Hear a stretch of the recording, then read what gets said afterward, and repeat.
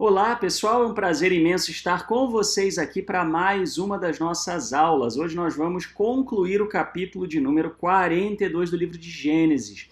Se você não assistiu a primeira parte da aula, eu peço que você pause este vídeo, assista a primeira parte no nosso canal e aí depois, tão somente depois de assistir a primeira parte, você dê continuidade aqui na segunda parte, senão o que eu vou dizer aqui não vai fazer muito sentido para você. Ok? Se você assistiu a primeira parte, recapitulando, então nós vimos que a primeira camada da narrativa de Yosef, de José, né, do capítulo 42, foi escrita no Reino do Norte, né, e ela se concentra essencialmente no cerne da história, né, que é José então está no Egito, né, e aí os irmãos dele vêm comprar mantimentos, eles não o reconhecem, né, então José acaba os acusando de serem espiões, ele os reconhece, ele sabe quem eles são, pede, né, então que eles tragam, né, o seu irmão mais novo, na verdade coloca eles na prisão por 3 dias, depois pede que tragam o irmão mais novo, eles atendem, eles trazem o irmão mais novo, esse irmão é anônimo no texto do Reino do Norte,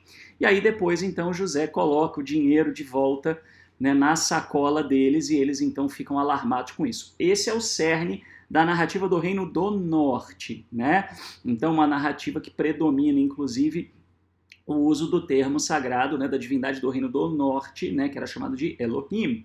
Muito bem, agora nós vamos ver a narrativa, né, vamos dizer, aquilo que foi adicionado pelos escribas do Reino do Sul. Lembrando que na cultura semita eles não entendiam esses adendos como uma falsificação, né? Isso é uma confusão que muita gente faz na nossa cultura, mas a gente não pode confundir a cultura ocidental com a cultura oriental de 2.500, quase 3.000 anos atrás. Tá? As expectativas eram diferentes, a forma de trabalhar era diferente. Né? Então, eles tinham esse hábito, né, de à medida, né, em que os copistas eles faziam, né, as cópias dos textos, muitas vezes eles agregavam tradições, ajustavam coisas que achavam que precisavam ser ajustadas, e o texto não é menos sagrado por isso, né? Apenas era a forma deles de composição literária, tá? Muito bem, então o comecinho, né, do capítulo 42, ele é do Reino do Sul, tá? Então até o versículo de número 4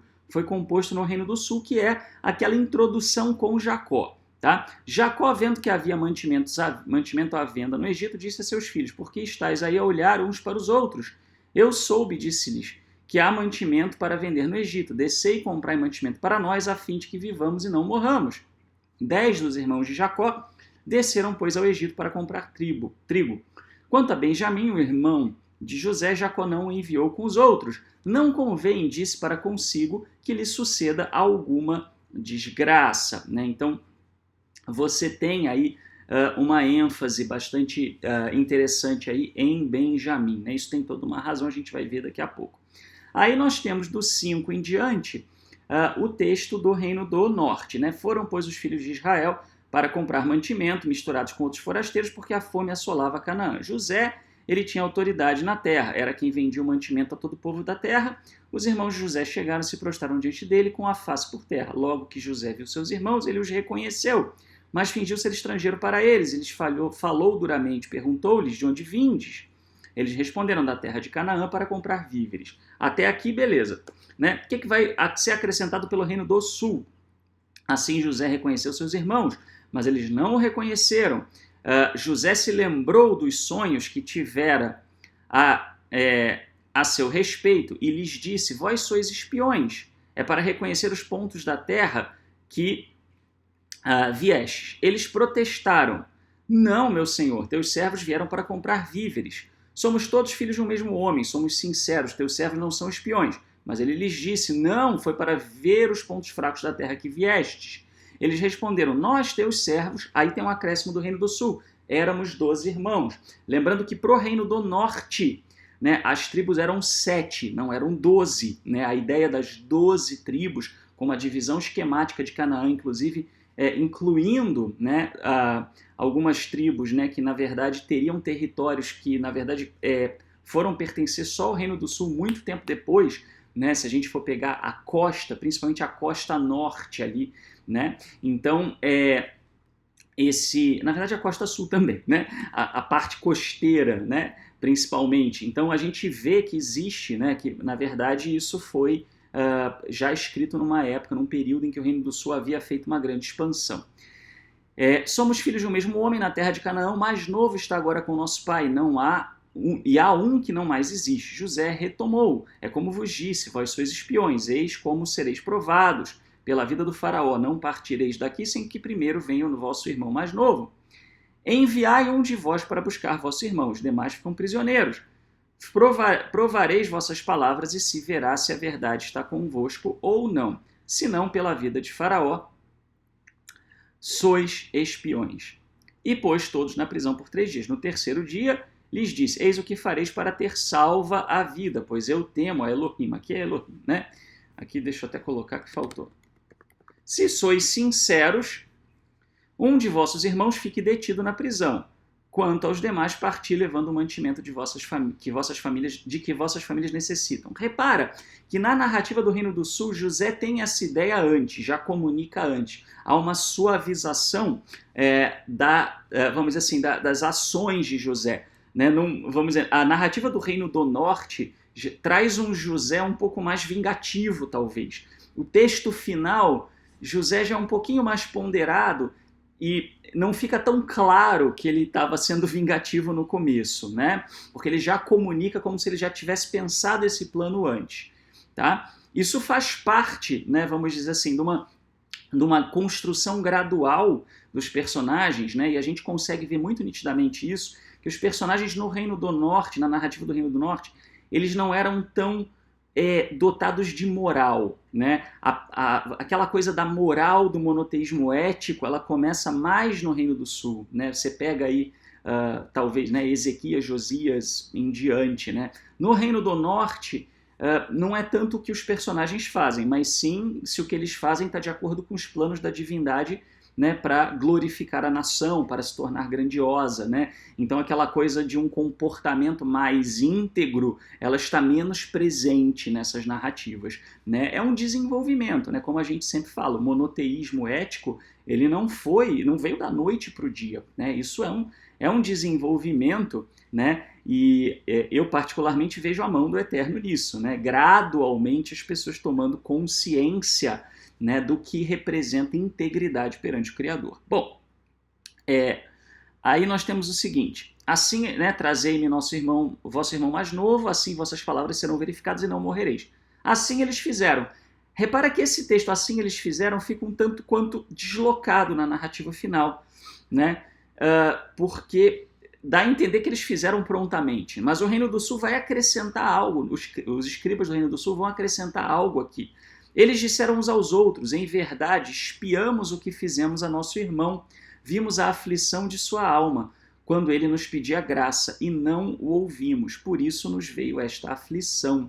Então repara, já existe aqui no Reino do Sul uma preocupação de uma conscientização, né, de que havia uma expiação, um processo expiatório. A gente fez isso, então agora a gente tem que fazer aquilo. Né? E isso era muito típico da cultura semita, né? Então você vê isso até em atos religiosos, né? Aquela coisa, por exemplo, dos filisteus afligidos, né, por úlceras e ratos, eles fazem úlceras e ratos de ouro para entregar como expiação, né? É aquela coisa realmente que está por trás até do princípio do olho por olho, dente por dente. A expiação tem que ser semelhante ao pecado, à transgressão, né? Rúben lhes respondeu, né? Rúben o desastrado, né? Só faz nada do que Rúben faz dá certo, né? Rúben, na verdade, ele é um personagem do Reino do Sul, né? Nas narrativas, e o único objetivo dele estar na narrativa é fazer besteira. Como assim, Felipe? O objetivo dele é justamente dar errado para mostrar que Judá dá certo, né? Ele é o primogênito que falha. Para quê? Para que Judá possa se colocar como primogênito. Isso tem a ver com a geopolítica do período em que o Reino do Sul ele assume uma ascendência, né, que foi logo após o exílio do Reino do Norte. Então, como é que você explica essa ascendência para o povo? Né, que de repente Judá não era nada, e aí Judá vira um grande reino depois do exílio, né, tanto do Reino do Norte como a destruição da Síria, né, por parte da Assíria.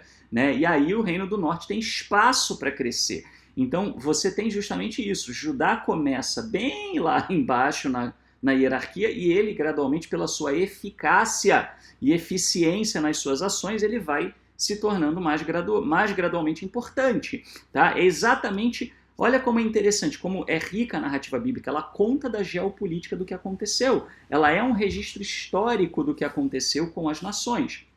Muito bem. E aí nós temos o seguinte, então.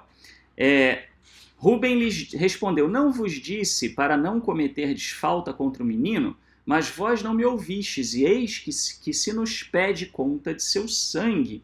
Eles não sabiam que José os compreendia, porque entre José e eles estava o intérprete. Então aqui existe uma ênfase, né, na questão de que José, de que José os estava enganando, né, entre aspas. A narrativa do Reino do Sul ela é mais rica em detalhes, né, ela expande um pouquinho os detalhes. Ele então se afastou deles e chorou. Depois, então José é mais emotivo, repara, né, também não tanto vingativo, mas mais, né, movido por um coração entristecido, aparece mais na narrativa do Reino do Sul por conta dos motivos que eu já coloquei aqui. Depois voltou para eles e lhes falou, tomou dentre eles a Simeão e o algemou sob seus olhos. José deu ordem de encher de trigo suas sacas, de restituir o dinheiro de cada um em sua bolsa e lhes dar provisões para o caminho. E assim lhes foi feito. Eles carregaram o mantimento sobre seus jumentos e se foram. Aí nós vamos ter toda uma narrativa que também não está no Reino do Norte, no texto do Reino do Norte. Voltando para a casa de Jacó, na terra de Canaã, contaram-lhe tudo o que lhes sucedera. O homem que é senhor da terra, disseram eles, nos falou duramente e nos tomou por espiões da terra. Nós lhes dissemos, né? Ficou aqui um espaço inadequado. Bom, somos sinceros, não somos espiões. Nós éramos 12 irmãos, filhos de um mesmo pai. Um de nós não existe mais, o mais novo está agora com nosso pai na terra de Canaã. Mas o homem que é senhor do país nos respondeu, eis como saberei que sois sinceros. Deixai comigo um de vossos irmãos, tomai o mantimento de que necessitam vossas famílias e parti. Mas trazei-me vosso irmão mais jovem, e saberei que não sois espiões, mas que sois sinceros. Então vos devolverei vosso irmão, podereis circular na terra. Quando eles esvaziaram suas sacas, eis que cada qual tinha em sua saca a bolsa de dinheiro, e quando eles viram suas bolsas de dinheiro, tiveram medo, eles e seu pai. Aí nós temos mais um textinho, né, da narrativa do Reino do Sul. Né? Então nós temos... agora Jacó vai se mostrar muito angustiado.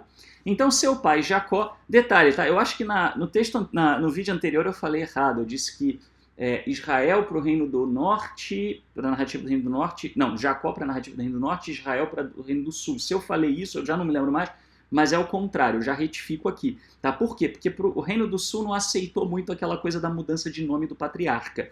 Tá? Então continua chamando ele de Jacó, ao passo que o Reino do Norte ele chama de Israel. Né? Muito bem. Então seu pai Jacó lhes disse, vós me privais de meus filhos, José não existe mais. Simeão não existe mais, né? Simeão ele fica na prisão, né? E é interessante, né? Por que Simeão, um detalhe aqui, tá, pessoal? Simeão, ele vai ficar no texto do Reino do Sul, ok? Então nós temos aqui, deixa eu ver aqui,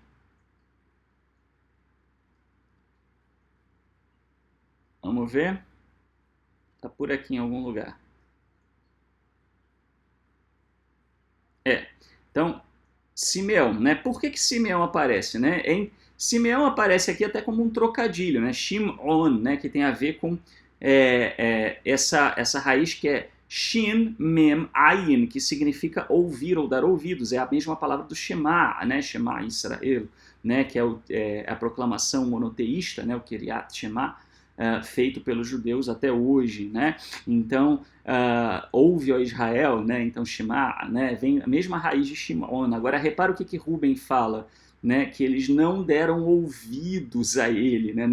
Não os ouviu, né? Então, vós não me ouvistes. Então, um trocadilho com Simeão. Simeão não tem nenhuma importância para o Reino do Norte, mas para o Reino do Sul ele vai aparecer aqui para fazer esse trocadilho e para incentivar, né? Vamos dizer assim, para demonstrar a falha que existe em né, vamos dizer, em Rúben, né, como Rúben é inadequado como primogênito, né? Muito bem. Então Jacó já falou, ó, já foi embora o José, já foi embora o Simeão, agora vocês querem o Benjamim também, né? É sobre mim que tudo isso recai, quer dizer, né? Vai, né? Eu é que fico com a bucha, né? Vocês fazem besteira e eu fico com a bucha, né? Jacó está dizendo. Mas Rúben disse seu pai, mata os meus 2 filhos se eu não te restituir, entrega-mo e eu te trarei de volta. Né? Lógico que a gente sabe que vai dar ruim, né? Simeão não, né? Rúben, coitado do Rúben, né? Ele só faz besteira, né? É igual aquele seu parente que você até gosta dele, sabe? Que toda a família tem um, né? Aquele parente, todo mundo gosta, mas o cara só faz besteira, né? Então esse é o, você pode apelidá-lo de Rúben. Tô brincando, né? Mas ele retrucou, meu filho não descerá convosco, seu irmão morreu e ele ficou só. Se lhe suceder desgraça na viagem, que ireis fazer na aflição, farias descer minhas cães ao Sheol, né? Então, nós temos aí, né, realmente uma situação bastante delicada, né? Uma situação de tensão. Muito bem. Então, o que vai ser acrescentado aí do Reino do Sul, né? Para além daquilo que a gente já falou? Na narrativa do Reino do Norte, apenas 5 dos irmãos de José descem ao Egito para comprar comida. Por quê? Porque no Reino do Norte ele tem apenas 5 irmãos mais velhos, né?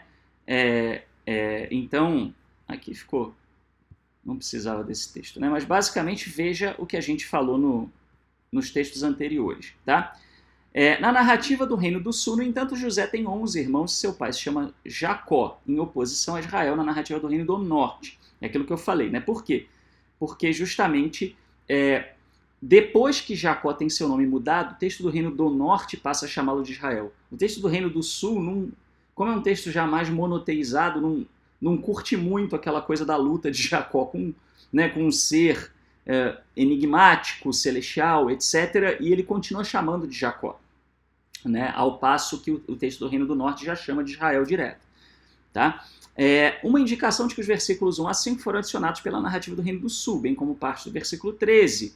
A referência no versículo 8 aos sonhos no plural é da narrativa do Reino do Sul, uma vez que na narrativa do Reino do Norte, José sonha apenas um sonho. Então, para você entender algumas dessas coisas que o Tsemaiorê está falando aqui, você precisa resgatar um pouco o capítulo 37, tá? Relembrar o capítulo 37, né, como é que ele foi construído, as narrativas, porque isso também serve de pista para como o texto se subdivide nos capítulos posteriores. De acordo com a narrativa do Reino do Norte, depois de acusá-los de serem espiões, José primeiro ameaça mantê-los todos na prisão.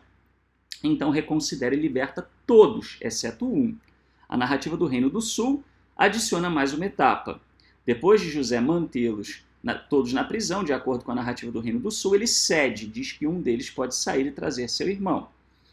Versículo 16. Só então ele cede e deixa todos irem, exceto um. Simeão, que não aparece na narrativa do Reino do Sul, é o irmão escolhido para ficar para trás.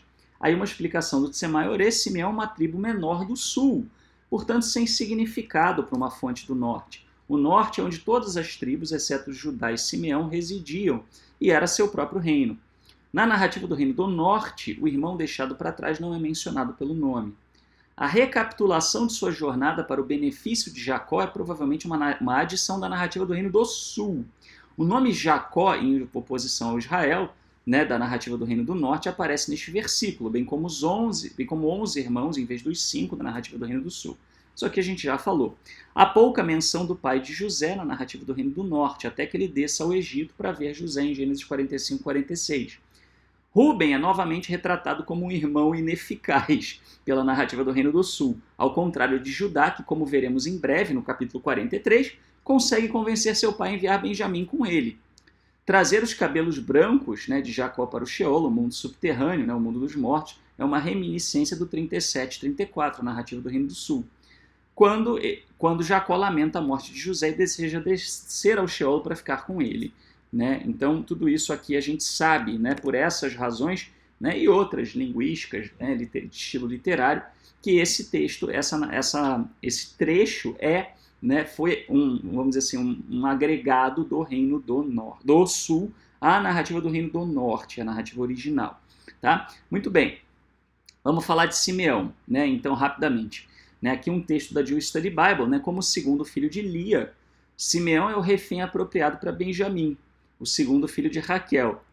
Seu nome ecoa o hebraico de não me ouviste, né, do 42, 21, 22. Então, provavelmente, Simeão foi escolhido justamente porque ele era o segundo filho. Você repara que essa coisa, né, da equiparação, né, a expiação e a transgressão e a expiação, ela é muito forte no texto do Reino do Sul. Então, repara, né, Simeão é o segundo filho de Lia, né, ou Leia, né, e Benjamim o segundo filho de Raquel. Então, justamente, né, se equipara, né, e aí o trocadilho, não me ouvistes, né, muito bem. A ineficácia de Rúben mais uma vez se mostra ineficaz, conforme o 37, 18, 30, o 42, 22.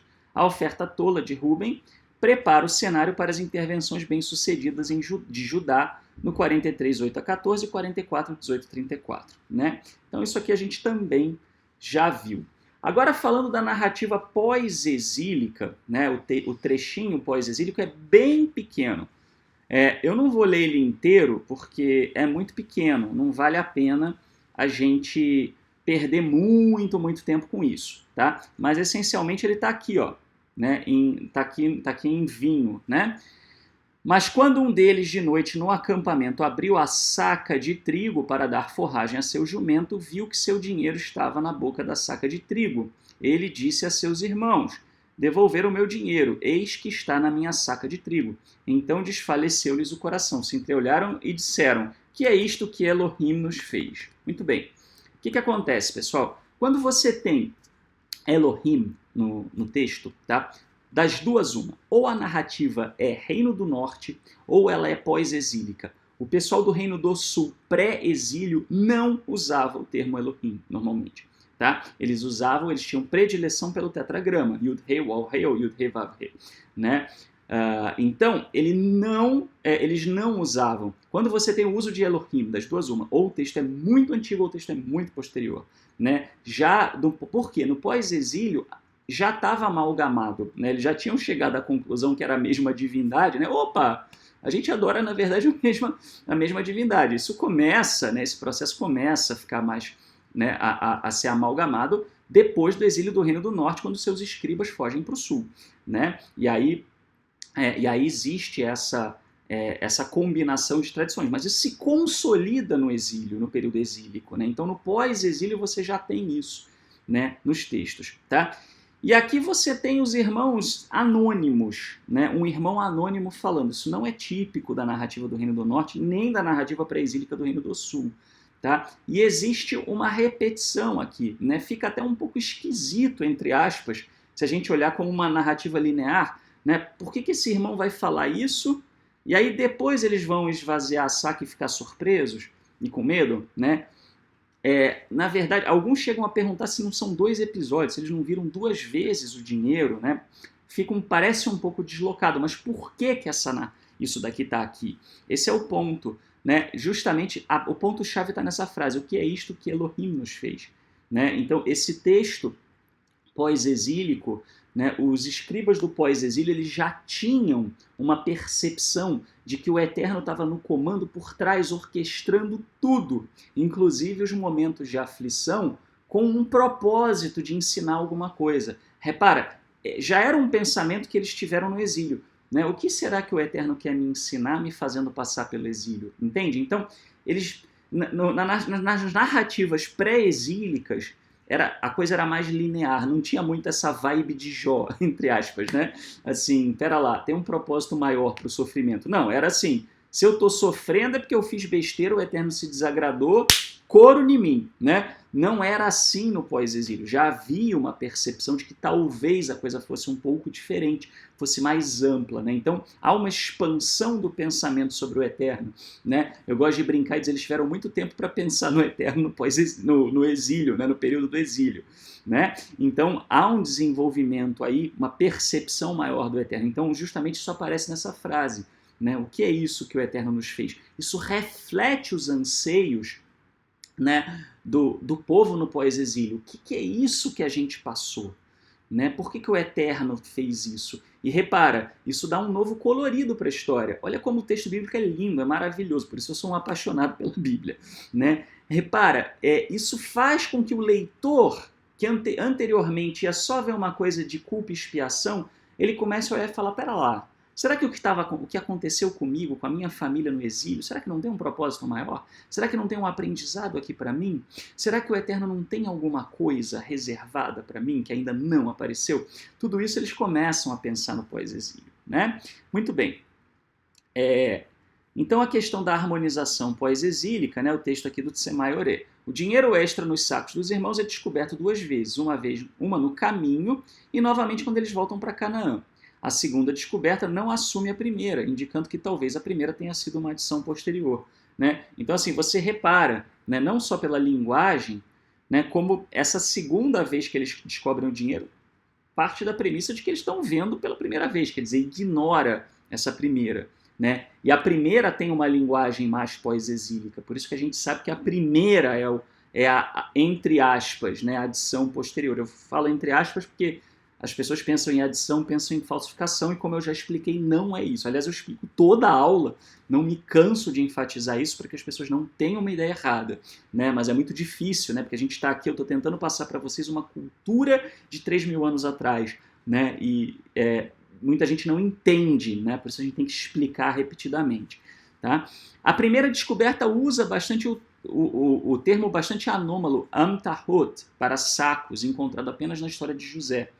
Né? Então aqui o Tsemayoré está falando também que a linguagem, está falando da linguagem, a linguagem dessa primeira história da descoberta do dinheiro ela é mais pós-exílica. Também observe também que nenhum irmão específico faz a declaração, um deles faz, transmitindo um anonimato não encontrado no resto do ciclo de José, onde todos os irmãos falam juntos ou um dos irmãos é identificado como falante, seja Rubem, Judá ou José. Então isso é atípico do texto. O texto nunca traz uma fala anônima. Esse é o único trecho que traz.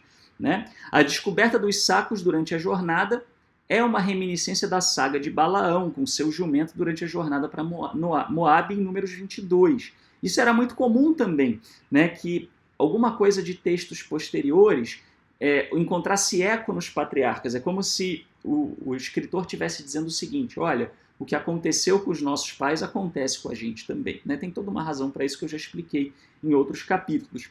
Ambos preenchem os eventos de uma jornada bastante mundana em jumentos, descritos em um versículo e criam tensão dentro do texto. E em ambos, Deus é percebido como uma ameaça e ambos refletem um estágio posterior de composição. Nós não vamos aqui falar da narrativa de Balaão hoje, né? Mais para frente a gente pode falar. Se você quer que a gente faça um texto sobre a narrativa de Balaão, não deixe de ajudar o nosso canal, né, de contribuir para que a gente possa ter recursos para continuar fazendo. Né? Muito bem, espero que vocês tenham gostado, né, desta aula, né, justamente falando disso. Pessoal, nós não temos monetização do YouTube, mesmo a monetização do YouTube não é uma coisa tão grande assim para canais pequenos como o nosso. Né? Então nós dependemos muito, se você aprecia o nosso material, os nossos esforços, então não deixe de nos ajudar para que a gente possa continuar fazendo. Nós estamos ainda muito perigando não ter recursos para tudo que a gente precisa para poder manter o nosso trabalho no ar. Então, peço encarecidamente que você seja generoso com o nosso trabalho. Né? Você pode fazer isso através de uma das contas que aparece no seu vídeo ou através do Pix, que é também o meu e-mail de contato, caso necessário, universomonoteísta@gmail.com. Muito obrigado, pessoal, pela presença e participação de vocês nesta aula e até o capítulo 43. Não percam, né, se o Eterno assim nos permitir. Ok? Tudo de bom e até a próxima.